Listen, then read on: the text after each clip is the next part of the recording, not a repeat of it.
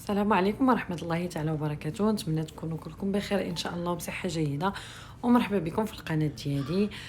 كيف ما كتشوفوا اليوم ان شاء الله جيت نشارك معكم البغرير ديالي المعتمد اللي كنديرو يعني دائما في الدار هكا الوليدات.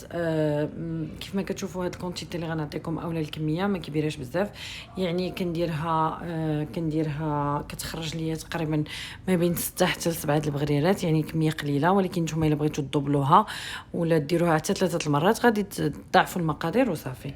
بالنسبه للمقادير عندي هنايا 2 كيسان ديال الماء. كيف ما كتشوفوا هاد الكيسان ديال الماء ديال الاتاي بحال اللي كنشربوا فيهم اتاي. عندي هنايا واحد المعلقه صغيره ديال الخميره ديال الخبز، عندي نص معلقه صغيره ديال خميره الحلوى، عندي قبصه ديال الملحه، عندي 125 غرام ديال السميده رقيقه، وعندي 75 غرام ديال الدقيق الابيض الفورس.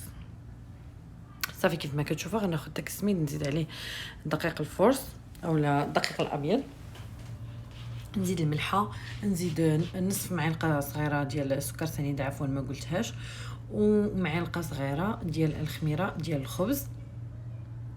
نضيف الماء ونحاول نجمع هذاك الشيء بحال هذه الطريقه هذه. المهم باش ما يديرش ليا كتل. وكيف ما شفتوا راه الخميره ديال الحلوى خليتها حتى الاخر، ما غاديش نديرها دابا، ما غاديش نطحنها.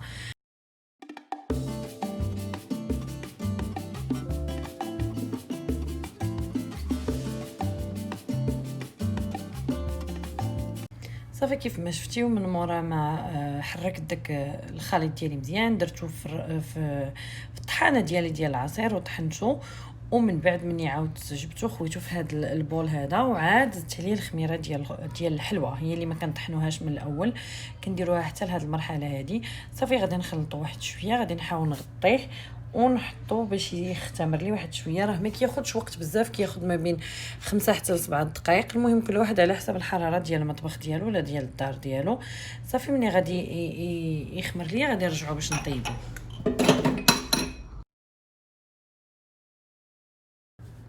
صافي مورا ما كيخمر لنا البغرير ديالنا كنجيب واحد المقله ديالنا اللي كنكونوا مخليينها غير على قبل البغرير، يعني ما خصهاش تكون كتلصق ولا مجرحه. صافي غنبداو كنحطوا هذا الخليط ديالنا فوق العافيه. خاص المقله تكون سخونه مزيان مزيان. عاد نبداو كنطيبوا البغريرات ديالنا بهذه الطريقه. كيف ما كتشوفوا راه كيجي خفيف، كيجي متقب وناجح زعما 100%. نقدو نديروه هكذا زعما في الكوتي، وهذا سهل سريع ما كياخذش منا بزاف ديال الوقت وناجح. كنتمنى الوصفه ديال اليوم تكون نالت اعجابكم. تشاركوها، ولا عجبكم الفيديو تخليو لي دي لايك، تشتركوا في القناه، وشكرا لكم. كنتمنى الفيديو ديال اليوم يكون لقاكم في احسن الاحوال ان شاء الله. شكرا على المتابعه ومع السلامه.